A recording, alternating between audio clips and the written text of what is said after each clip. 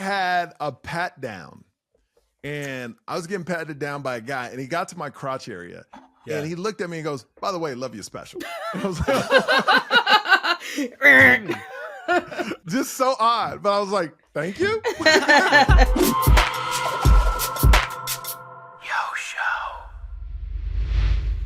Look, man, you send out you forward a lot of pornography. And I just think that my spam filter is like, man, I don't know if you need this, Andrew. Hey, Andrew, I thought that was our secret, man. I thought you weren't supposed to be telling people my secret like that. This isn't even a podcast. This is an intervention because you and your closest friends have some concerns about your love of Family Guy porn. And we're just like really concerned. Oh, yeah. Yeah, 100%. And I appreciate y'all all showing up today for it. Seth MacFarlane walks in. It's like, look, man, I gotta send you some cease and desist orders, but like, just personally, I'm really concerned about you. Oh, yeah, and I'm concerned about you, Andrew. Yeah, I'm concerned about you. I don't know what vices you have, but I'm sure we'll find them in this podcast. Well, you see my vices here. Shoes. My sneakers are my vice, man. That's my Let me tell you. Do you have these? Do you have these though? Do you have those? Oh, I got those. Do you have those? Uh-huh. Oh, they're up here. Yeah. You can't find them, Andrew? Maybe you can't find them? Huh? Okay. All right. But you got that's a 2013 pair because the shade is dark. Of course it is. Yeah. Of course it is. I don't play around, Andrew. Okay, Andrew. Uh-huh. What are we doing? You might not want these, but did you see these? Oh, I don't got those. Exactly. Okay. I don't got those. But you got these? What? Okay. Oh, he gonna pull out something I know I don't have. What's he gonna pull out? Kanye Red Octobers, baby. No, I don't. Oh, you put me to shame. All right. Game over. Did you get any of these though? Did you get any of these? A lot of people didn't like them, but did you get any of these? Yeah, I love them.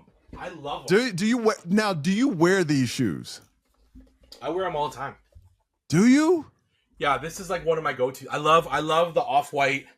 I love what Virgil did with the off-white collabs because like I think like they're just wild, right? And some of them don't work, but I love those just because the Dunk is like that's a shoe even before me, you know? Yeah. And so anytime you do something different with it, I like it. But also I think I don't know if you're recording. I don't know if this. No, we're going, dude. Yeah, I love it because as I get older, I give less fucks about what people think of me. So like for me, it's like as I get older, I feel like I could pull off more things because I don't care. And I'm like, this is cool. I like it. I'm gonna wear it. You know what helps you not care? Money. Success. That is very true. Because if you were poor, you still care what people think because you're trying to find a job. Now you're like, yo, I'm me. But that's what's so great about, I know you did some stand-up, you do improv, but that's what's so great is when you find your voice in your audience, it gives you this confidence of actually, I can be who I am all the time and win. Yeah.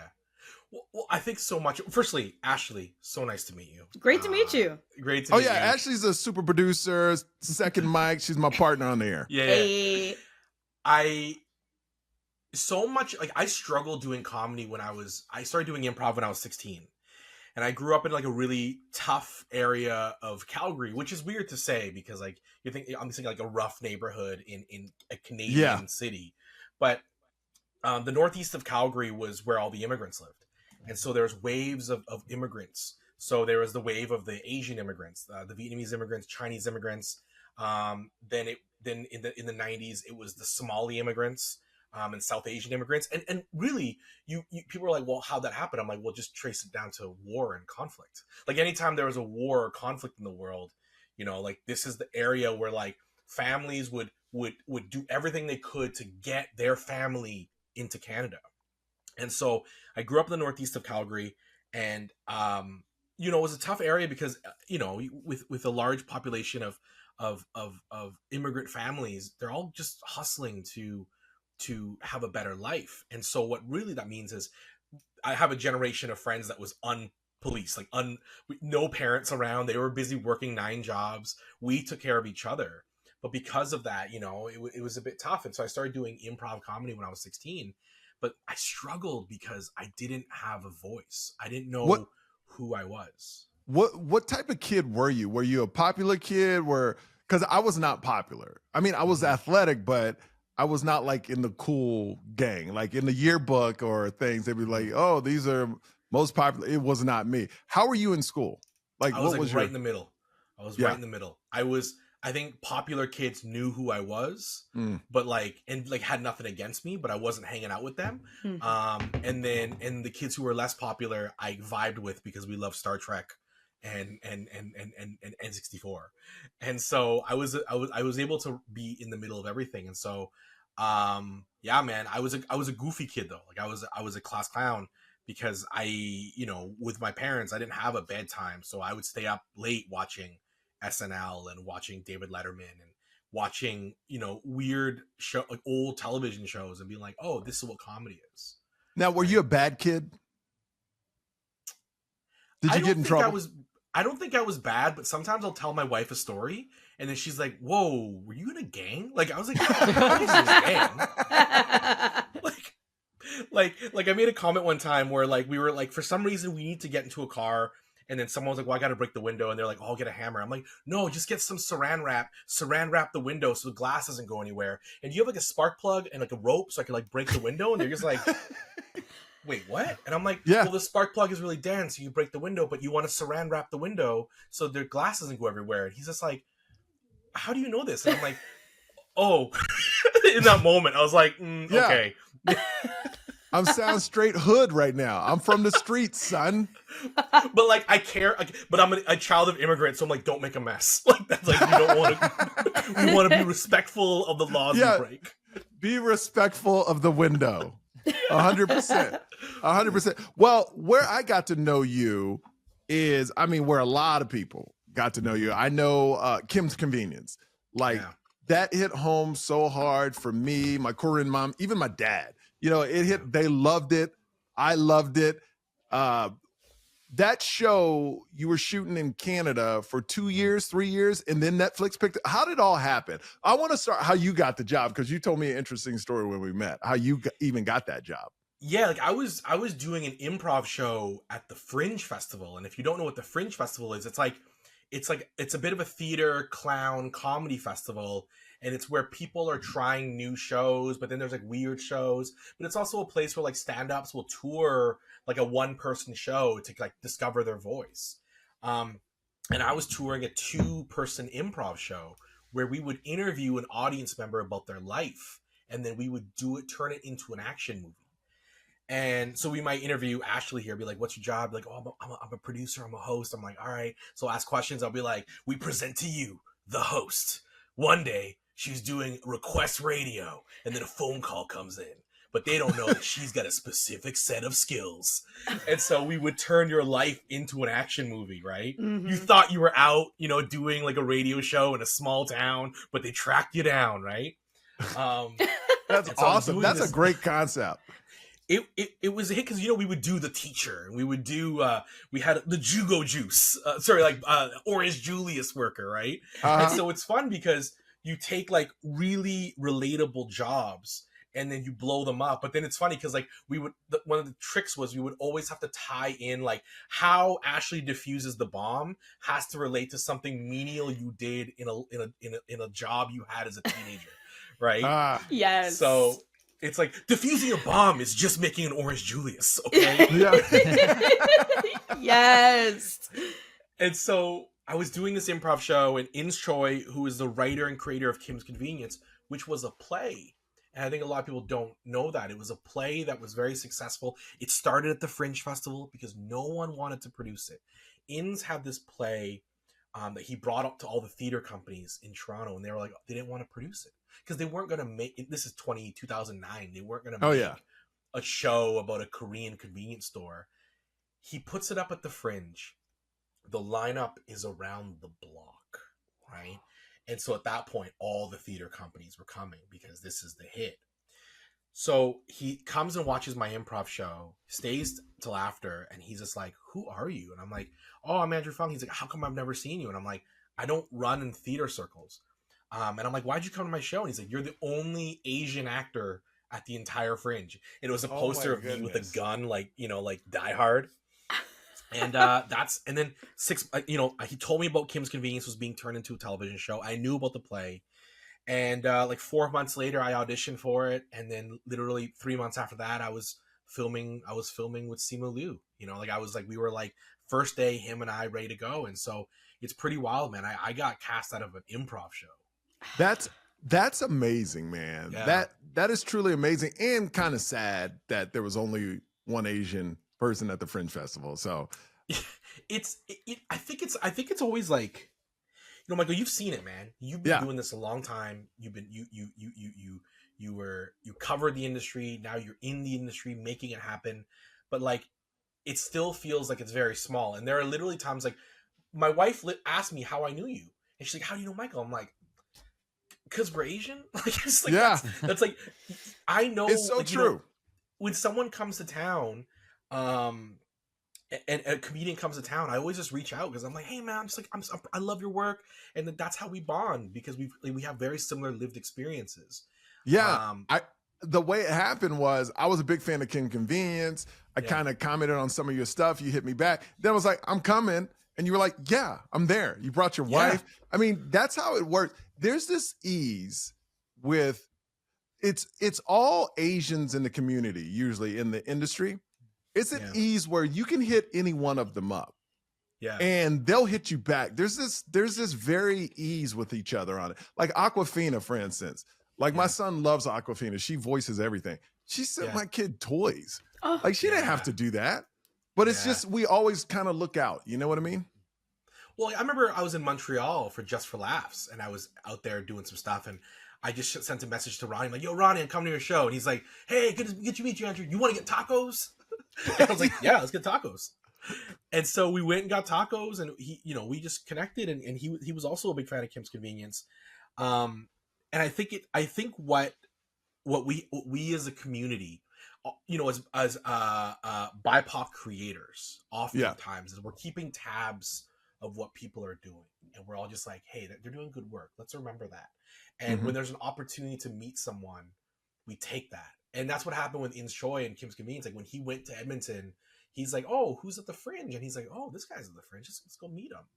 And it totally changed the trajectory of it. But it's really changed. Like for me, it's like, I always tell, you know, artists, if they're making things, I'm like, "Yo, invite me to your stand-up show. Invite me to your play. Invite me to your like weird one-person show. I want to come check it out." Because so many of the people I cast on my series now, Run the Burbs, are literally people I met doing improv or seeing your play. Now, have someone's ever invited you out and it wasn't good? You don't have to say the name. I mean, has that happened, and how awkward is that for you? I'll say this. I as a person know how hard it is to make something. And 100%. I've bombed repeatedly. And so I also, for me, like, even if someone isn't good or isn't having a great night, I still respect the fact they made something and were vulnerable enough to put their thing out there. 100%.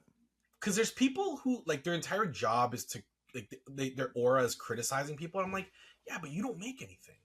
Yeah. When you don't make anything. Look, my mom made me food. You think I ever talk back to my mom like, "I don't like this"? Hell no. No. Because my mom made it. Right? Yeah. And she would hit you with a slipper or a wooden spoon. So, no. We got the same mom, okay? Yes, we did. Yes, 100%. But like, when you make something, I think I'm wise enough to respect how hard it is to do something, and I don't know the battle they're fighting. And the truth is, like, that might just be one night. And it's true. And I've had it where I saw someone and they didn't have a great night, but then I hear from someone else like, "Yo, so and so crushed it when I saw them," and I'm like, that's so good to hear. Yeah, because that means they didn't give up, right? You know what you are, and of course I do my research. I looked at a bunch. Yeah. You're a big champion of people. That's one thing. That's one characteristic. You love to champion people. You love to put people out there. You love to inspire people. Where'd that come from? When I was 19, I started working at the Leisure Center, which is like a water swimming pool recreation area in the northeast of Calgary, in my community. and I started working kind of in the nonprofit sector. And then when I was in university and then grinding out a career in improv comedy, making dozens of dollars, I was the director of a nonprofit. And you said something to me. You said that when you were hosting and doing interviews, you were watching people live their dream and then you wanted to live yours. And for me in the nonprofit sector, I was encouraging young people to be the best version of themselves. And then I myself wasn't being the best version of myself. Mm-hmm. So I think my love of championing people and believing in people comes from working in the nonprofit sector, seeing the power of a person believing in you. But also for me, like, people are like, how did an Asian comedian come out of Calgary, Alberta? And look, I know you're in the US, but like, Alberta is a bit like the Texas of Canada at times. Okay. And I'm not knocking it, but I'm just saying that like the idea of an Asian comedian coming out is pretty wild. And they're like, how? And I'm like, teachers believed in me, And so I see the power of being believed in. So I want to keep doing that. And also selfishly, I hope to work with you. Like if I believe in you and you become that emerging director, it's like, yo, like, can we work together? So, I can help others, but also be a little selfish at the same time. Oh, but that's the thing, because honestly, the bigger you get, the more people you can help. Yeah. And that's what I noticed in this industry. Like there are horrible people in every industry, every job, but when you find someone good that likes to elevate other people, it's really special. And what's interesting, that word gets around, Yeah. and that's what you're building over there, man. That's what you're building. Now, Kim's Convenience is on. Is it a hit in Canada before Netflix picked it up? Yeah, it was a hit. The first season was a hit. The first season was a hit in a way. I don't think CBC had a hit in a long time for comedy. And for season 2, we toured the country. Like they put us on the road to go city to city to promote the show. And we did these like big theater venues. And I hosted it. I would come out. I'd warm people up. I'd bring out the cast. We'd screen 2 episodes. Every city was sold out. We were playing these gigantic, beautiful venues. So after season 2, we were making season 3.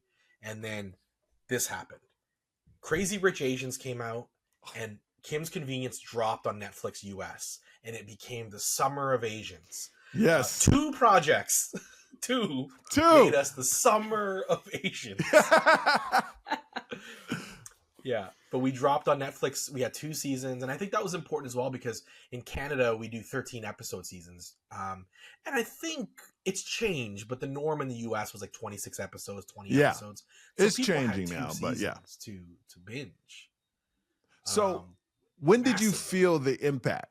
Because I know I was late to the game. I know it was out like 6-7 months before I actually started watching it. And then I just went through it so fast. When did you feel it in Canada, and when did you feel it in the United States? We felt it in Canada. I remember maybe 3 weeks in because I was getting blood drawn. I was like at a blood clinic. And as the blood was coming out of me, the nurse was like, "Are you Kimchi?" And I said, "Yes, please just take the blood out of me. this is not the time. I don't like this. I respect you." But like that was pretty quick. And then in the US, it was like we got a lot of online love for it, but it was like I think when it was getting recognized in mainstream press, because we have 0 marketing dollars. So when the New York Times is mentioning you, you're like, okay. And then funny enough, Paul Sun-Young Lee, who plays Appa, and now we know from Mandalorian, Avatar, The Last Airbender, like we were in LA, him and I hanging out, and I made a joke. I was like, I wonder if anyone's going to recognize us. And he's like, Andrew, no one's going to give a shit about us here. We're in LA hanging out at some food court, and this big black guy comes up to Paul, is like, you're the convenience store owner. I love that show. And like proceeds to give Paul the biggest handshake. And we were like, oh. And we knew then that we're like, okay, maybe this is something happening. And Simu had been spending more time in the US. Like he was trying to break into the US industry. So he was giving us little intel updates. And he's like, hey guys, I get recognized for Kim's like nonstop here. It's wild. So, I think maybe like 6 months after the launch of the 2 seasons, we were noticing it. That's awesome. Yeah. Now, we know Simu how it changed his life. Yeah. Marvel, Yeah. he's like big time now, Yeah. Barbie. Yeah. How's it changed? Like, Paul, how's it changed for you though? Well, firstly, I think it changed all of our lives. We often joke in Canada that we don't have a Canadian star system. Like our biggest stars are the ones that leave Canada to make it big in the US. And so what happened was like people started recognizing us on the street like nonstop. Like today I went to Costco, I got stopped maybe 15 times. People They're like, what are you doing in Costco? They ask the weirdest question like you're not real. They're like, why are you at Costco? Yeah.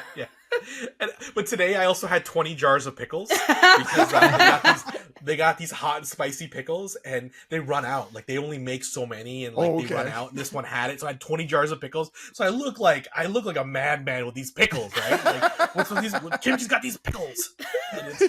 So, but that's the Canadian life. That's the Canadian side. We got to get stuff done too, right? And like I got kids and I love doing grocery shopping. I love doing those things because 100%. But also like it's a throwback to when I used to go grocery shopping with my mom and my dad, and so I love doing that with my kids. But they'll stop me and we'll chat, and it's changed my life. And what I love is that like growing up, I never thought. I never thought there'd be an idea of you recognizing a Canadian actor that was successful in your country. You would never recognize them. Mm-hmm. 2, beyond that, the actor is an actor of color.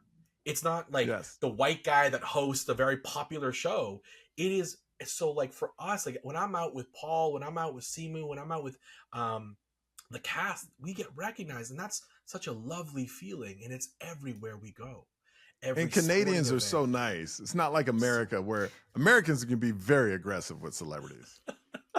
They are, and I what I love about it is people always come up and they apologize first thing. They're like, so sorry to interrupt you. Like I was waiting to get my $1.50 hot dog from Costco, and this comes up and it's like, we are so sorry.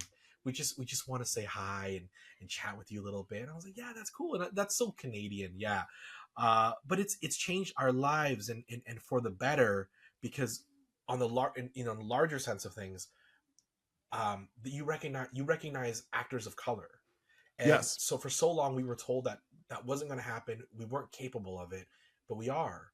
And so that's why I love it. That's why I'm like, it's never a bother.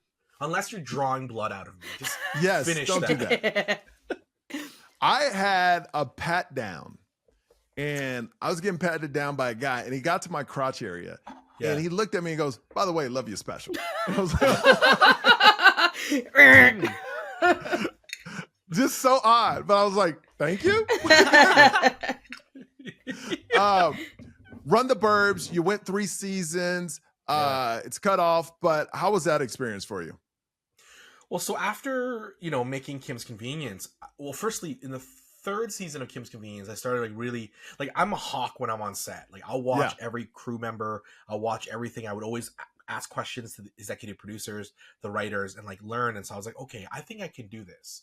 And so in season 4, I was developing an idea. And when we were making season 5 of Kim's, this idea was very far along. It was with the network. And then when the season ended, we were still going to make season 6 of Kim's Convenience, but they also ordered season 1 of Run the Burbs. So I was going to make 2 shows at once. Oh, okay. Which would have killed me. Yes. But Kim's came to an end, and then I started making Run the Burbs, and it was an absolute joy. And so we made 3 seasons of Run the Burbs. It has come to an end up in Canada. The US is going to get it pretty soon on the CW. Okay, and dope. Season 1 and 2 is available on Hulu. But honestly, like, I made a show about a Vietnamese Indian family in the suburbs with a primarily diverse cast. And the best compliment we get about the show is that it's so relatable to parents and people in the suburbs, while also showing how families of color are like everyone else. And like for me, that was important because we see the immigrant story a lot, But what I think what we forget is that families of color are like, we're like really, we're trying to live the same struggle that every other family's trying to live. Like 100%. someone was like, made a comment, was like, what's it like being an Asian dad? I'm like, well, I don't wake up and say I'm an Asian dad and scream, I'm gonna be so Asian today, I'm gonna out Asian you. I wake up and I say, where is my underwear? Yeah. Have my kids eaten?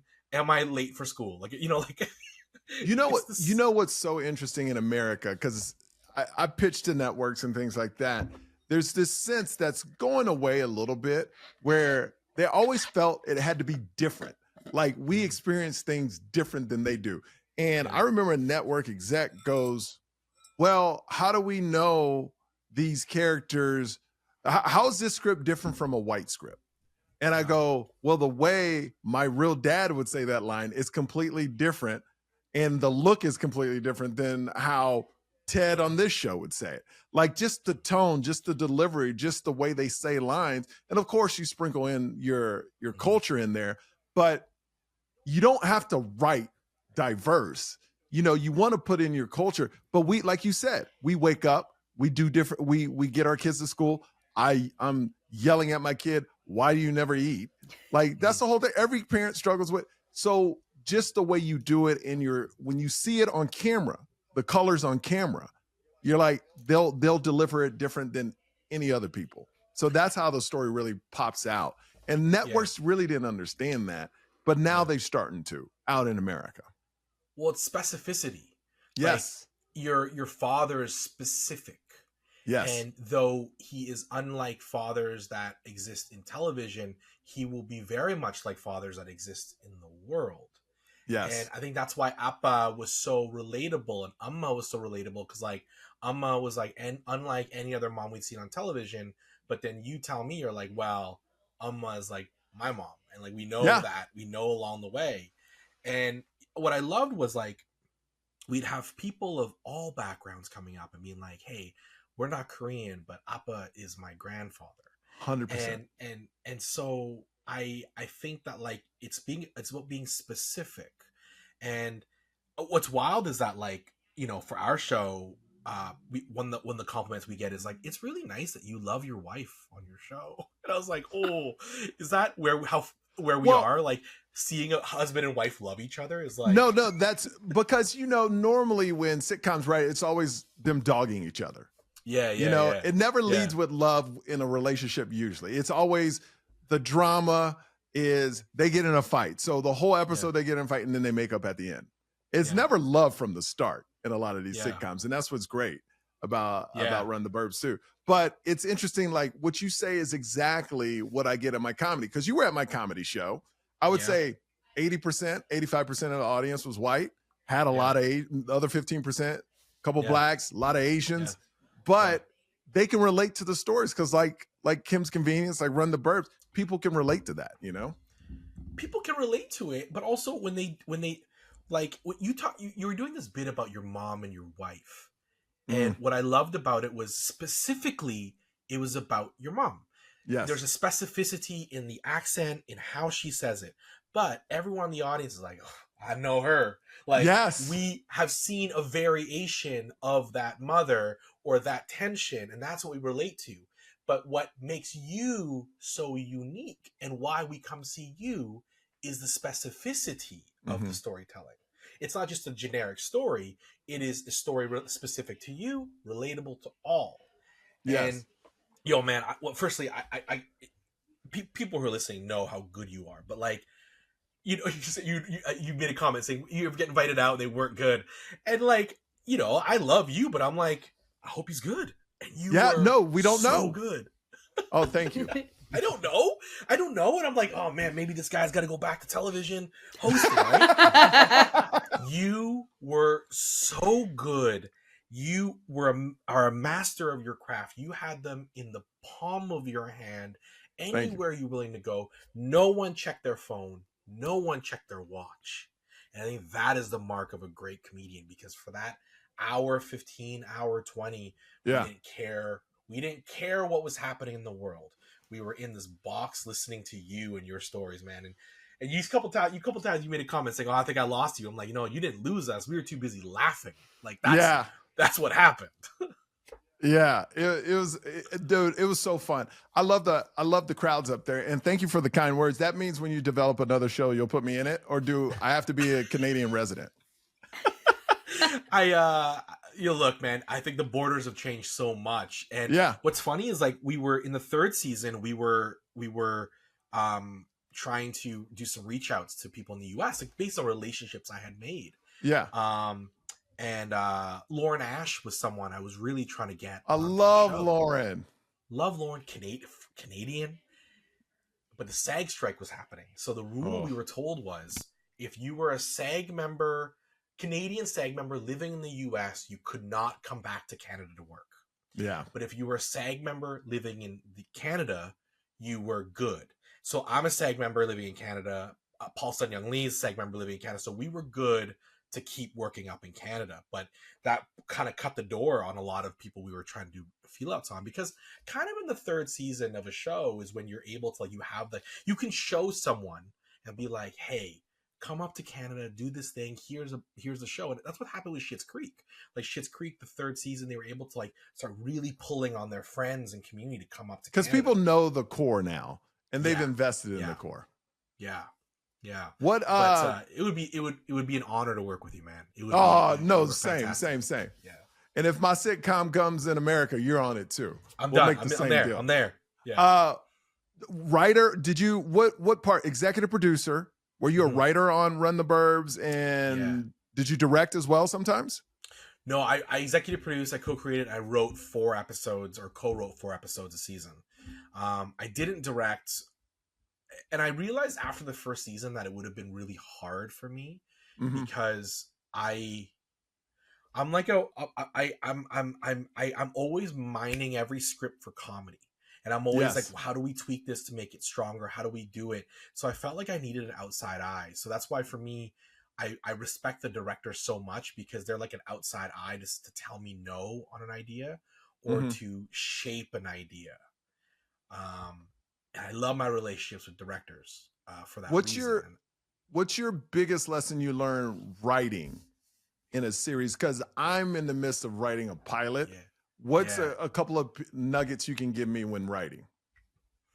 Well, firstly, for me, what I try to do is it's about process. So I really I'm an improv guy. So process is like sometimes hard because it's like if you're telling a person who improvises everything, well, these are 20 steps you need to follow. I'm like, give me 4. Yeah. What are the ballpark steps? Like, but I think it is important to so what I really learned was like when you have an idea, so you're writing your pilot, I want to I want to do a breakdown of every scene and what happens in that scene, not even the dialogue. So I think it's so important that you have a summary of everything you're doing. And it's like first scene, Michael wakes up and he's going to take out the garbage and he meets a neighbor. This is what's going to happen. You're trying to find it so that when you get in there, you can it's what the shape of the scene is. Now you just got to fill the words. And I think that often saved my ass because by doing that and getting notes in that process made it so much easier, because like my fellow EPs and the network could give notes on a script, but it wasn't like a fully fleshed out script. It was just the draft, right? And so then when I got the notes and I could adjust it, and when I pulled it apart and made it longer, then at that point the notes were like much easier, because we've all we understand what the scene is, we understand what the purpose is, we understand what we're trying to do. So really it's structure. Have a process to really break down the beats of your scene. What happens in each scene? Why does that scene exist? And I think a lot of writers, I think that's like a hard lesson for writers because we're so creative. Yes. We don't want anything inhibiting the creative process. But I do think it is one of those things that's like it was really helpful for me. Yeah. It's interesting because it took me a month to do the structure and it took me 4 days to write a script. Like I think like dialogue, you're like me. Dialogue is easy. It's so simple. Yeah. But the structure is like, because you'll write a little. This is my process. I wrote like 4 or 5 pages, would sit for a couple hours, walk around, think about it. And then I go, okay, I look at the structure. Oh, this is what I need. And I'll write some more. And then once it was finished, I would go back and just look it over, punch it up, blah, blah, blah. But you're right. You got to know where you're going, because if you don't, your story's over here. You're nothing like fits. Yeah, like you said earlier, like you know how your dad speaks, you know how your mom speaks. Yes. So it's like, well, I can fill in their dialogue like that, but I actually need to understand, why does this scene exist in the larger structure of what I'm trying to say? And maybe it's something related to my kids, or maybe my mom and my wife are beefing right now. And so I'm trying to understand, like, what do we discover here? But then you fill in the dialogue. And I think, like, I'm so thankful, because there were some scripts I wrote while in production. And so if I didn't have that, then I would have been in trouble, right? And it also helps because it gives you a sense of like page length, because I remember our first pilot for the series was like 52 pages, right? That's an hour-long script. Yeah. And so by the end of season 3, our scripts were like 27 pages, right? So like we were really efficient now in getting to the story. On your 52-page script, when you shot that pilot, what page number did you get it down to? I think we got it down to about 34. 34, yeah. 34 we got down to, and there were a lot of characters we had to cut, a lot of changes we had to make, and really it's just like, you know, we'd ask, like, why is this character relevant? Like, why do we need to see them? Because what we needed to see was, this is a show about a family. We need to see Andrew, my character, my wife, my kids, you know, and then what are the core supporting characters? And I think that's the most important thing. And it's a thing again where it's like, you aim big, but every TV show, who did you want to go back and see? And Kim's Convenience is a really good example. It's like, at the end of the day, you knew your A story was going to have some combination of Appa, Amma, Janet, Jung, and then your B and C would have some combination of Jung, Janet, Kimchi, and Shannon. You knew who the characters are going to be, and I think that is what creates like a relationship. You know, people will come watch you week after week because they want to watch those characters. And I think my 52 pages was so massive because there were so many characters, right? Yeah, you're trying to get it all in. Ashley, any questions? Yeah, so with everything that has been your success, you said your success changed your life. I want to know what your kids are feeling about all of this.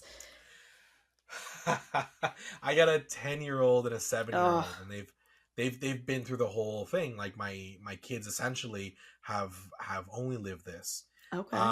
They think it's very cool. I got them on the show this season. Where they auditioned for a role. Cute. They love they love getting the little perks, because we'll go to the amusement park and maybe the carnival person will give them some extra tries to win a game because they're a big fan of Dad. That's cool. And they're very used to it. They're used to people coming up and asking for photos.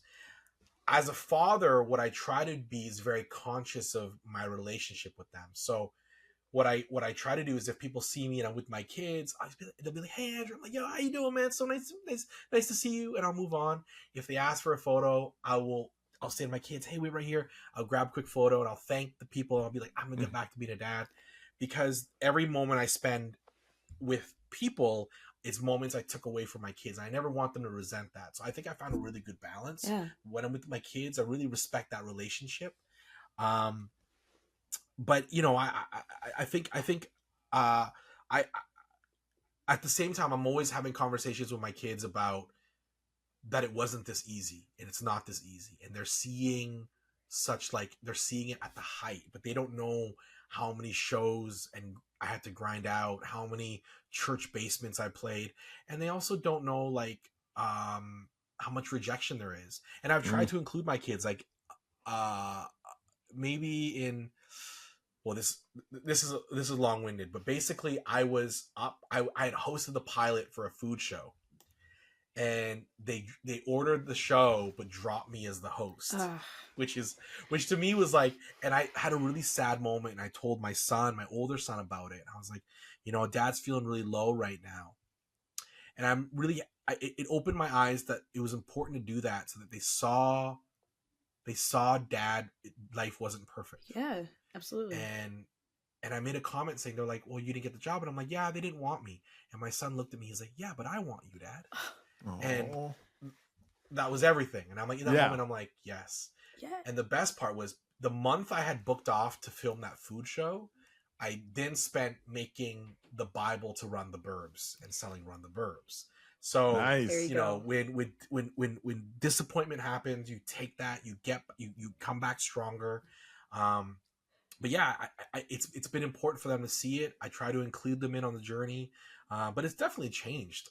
You know, my life with my kids. But I still try to be a cheesy dad. Of course. Yeah, right. I did, but do they think you're cool?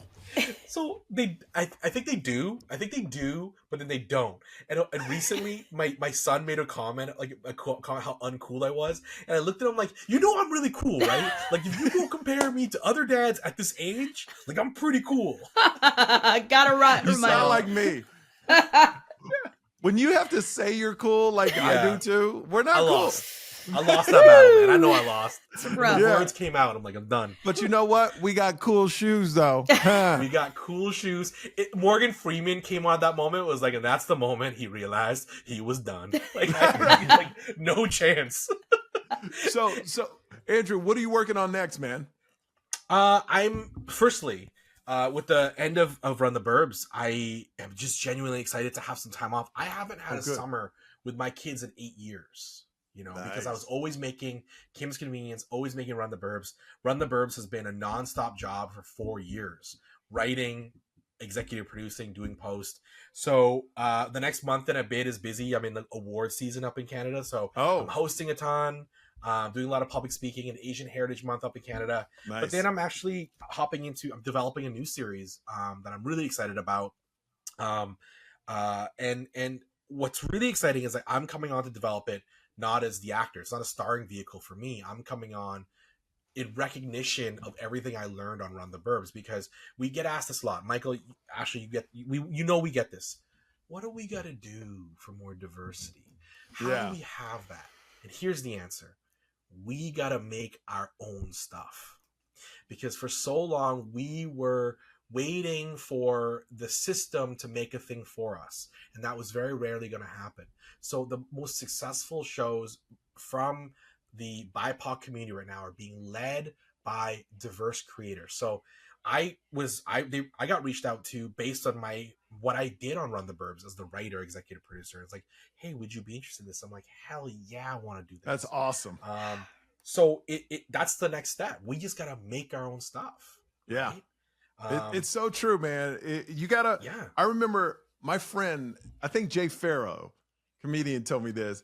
He was in New York and he was excited about some movie he was shooting, and Marlon Wayans was there, and they met up, and Marlon says, "What you doing here?" And it might have not been Jay Farrow, but it was a significant comedian, and he was like, "Yo, they just put me in this movie, blah blah blah blah," and Marlon was like, "Yeah, that's cool."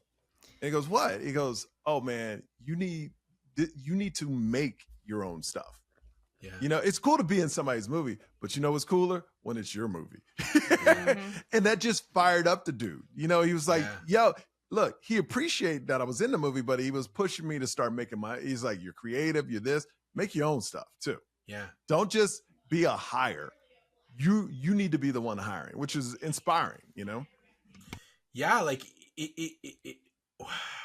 we're at this point right now where, and look, it is, the media landscape is changing, and there are days where we feel like we haven't made any impact, because I'm seeing a lot of, in the US, all the you know, diverse execs we brought on in the last 10 years are all gone now, right? It's changed heavily, but we're still making this push. But he's absolutely right. It's like, we got to make our own stuff. We got to tell our own stories because they're specific to us. They're specific, you know, and it highlights there's an audience and appetite for it. At the same time, it's cool to do other people's movies. I love being someone who rolls in. Like, I did a movie this year where the director reached out and was like, it is a role unlike anything you've done. And I read it, and it was a friend who confronts the main character about his gambling addiction. And I was like, I love it. It's like drama. There's no comedy. And I remember the first take, she comes up and she's like, hey, Andrew, that was really good. Can you be 80% less funny? And I'm like, what do you mean? And she's like, I know you just came off of making Run the Burbs, but you mine every line for comedy. So right now, as you tell your best friend you have a gambling problem, it's a little funny. Duly noted. And you're like, My and apologies. you're smiling while you're saying it. Why are you smiling when you're She made a comment. She's like, some of the crew were laughing. It's so funny. And I was like, yeah, I gotta ease up. That's on me. I gotta. Because I had just been making Run the Burbs for 4 months, right? So everything was like comedy, right? And so this one was like, so, but like I love making stuff, but I also love like just rolling in and being like, what do you want me to like do? I'm on your side. Put me in anything. I just want to have fun. I just love the craft. I love being on things. But Andrew, we got to run. Hey man, thank you so much for being on the show. Yeah. You're an inspiration. I hope you keep making TV shows, which I know you will. And I can't wait to see you in America. When you come to Vegas, I'm here, or LA, let me know. We'll meet up in Koreatown. and to people listening at home, if you haven't seen Michael live, you gotta go. And you probably have, but for the small sliver that haven't, you gotta go. He is worth it and more. And man, I respect you, because after the show, you went into the lobby and you took photos with every single person who wanted a photo. Every one of them. And you don't see that, man. You don't see man, that. And much that's love. What separates you from the rest. Much love. And I can't wait to work, because we will work together in the future on something. Trust me. Yeah. All right. Andrew, have a great one. Okay, buddy? Thank you so much. Thanks, Andrew. All right. Later.